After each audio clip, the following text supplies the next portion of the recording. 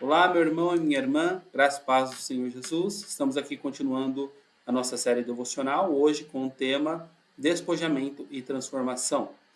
Eu acredito que você tenha considerado e lido o texto de Efésios capítulo 4, do verso 22 ao 24, que fala sobre a antiga maneira de viver, né? Vocês foram ensinados a despir-se do velho homem, que se corrompe por desejos enganosos, e a serem renovados no modo de pensar e a revestir-se do novo, criado para ser semelhante a Deus em justiça e em santidade, provenientes da verdade. Até aí. Aqui, Paulo está exortando a igreja de Éfeso a respeito do despir-se do velho homem, da velha natureza, que é corrompida pelos desejos pecaminosos, pelos desejos enganosos. Então, aqui, certos questionamentos podem surgir em nossa mente sobre esses desejos pecaminosos. O primeiro questionamento que podemos considerar é: quais comportamentos caracterizam o velho homem? Podemos também nos perguntar quais práticas expõem esta velha natureza ou quais condutas fazem parte desse trato passado que devem ser eliminados de uma vez por todas da conduta do ser humano. Quais atitudes inferiores, pensamentos, emoções que evidenciam esses desejos enganosos devem ser lançados para longe da nossa vida. Paulo aqui ele está apresentando uma lista que começa em Efésios capítulo 4, do verso 25 e vai até o capítulo 5. E essa lista ela não é exaustiva quanto a práticas pecaminosas, problemas quanto à carnalidade, mas ela é bem abrangente. E o primeiro item que ele quer tratar é sobre mentira. E aqui o substantivo empregado denota mais que a palavra falada, não é somente o falar mentira, mas abrange o engano em todas as esferas da vida. Se eu falo uma mentira, mas se eu engano uma pessoa através de uma atitude, tem o mesmo peso aqui no contexto. E a mentira a gente sabe que, de acordo com João capítulo 8, verso 44, o diabo é o pai da mentira. Então aqui, a mãe dos pecados que a gente também considera no texto, depois da mentira, é a ira pecaminosa. A ira se torna sempre pecado quando ela é exposta, quando ela é evidenciada.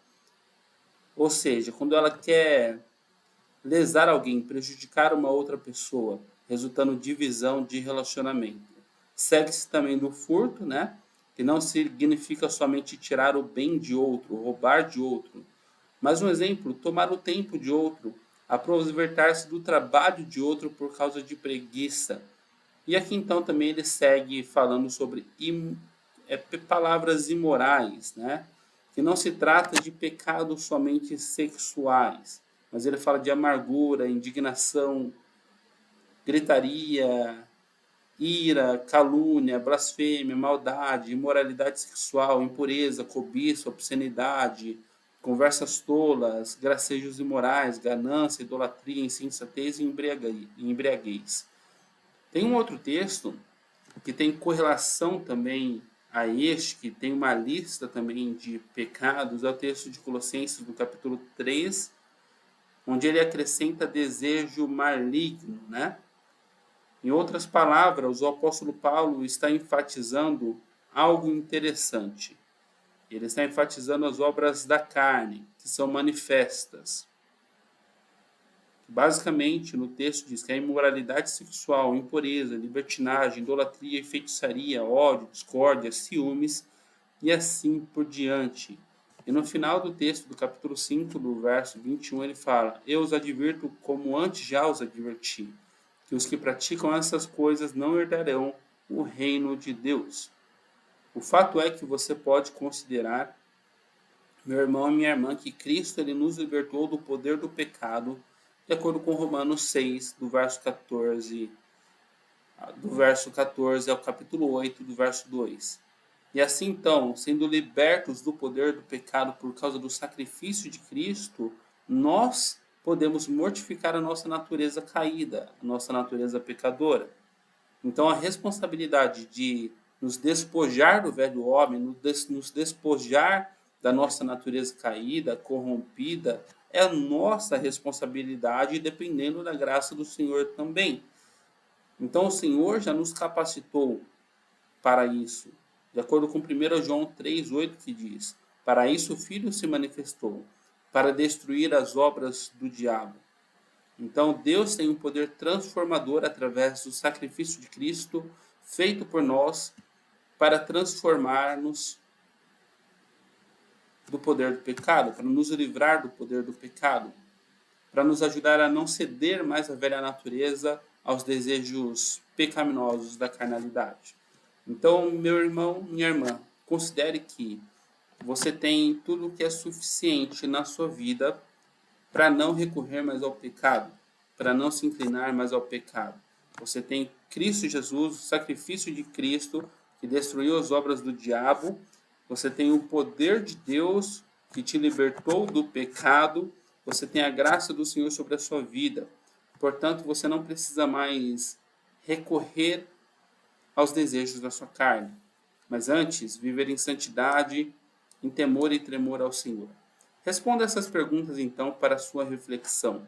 Quais condutas relacionadas a Efésios, capítulo 4, do verso 25 ao capítulo 5, verso 18, pratico habitualmente? E como eu posso me livrar delas? E como eu posso fazer um plano para não pecar e não recorrer mais a essas práticas? De quais condutas já me despojei e quais foram os resultados concretos em minha vida? Então, quais os pecados que você já tirou da sua vida e que você teve resultado, né? Por fim, quais mudanças específicas devo orar pedindo transformação ao Senhor em minha vida? Deus abençoe. Se você vai estar na sala de oração conosco, vamos orar juntos por isso. Se você não vai estar conosco, ore na sua casa, reflita e peça o poder transformador do Senhor sobre a sua vida, em nome de Jesus. Deus os abençoe.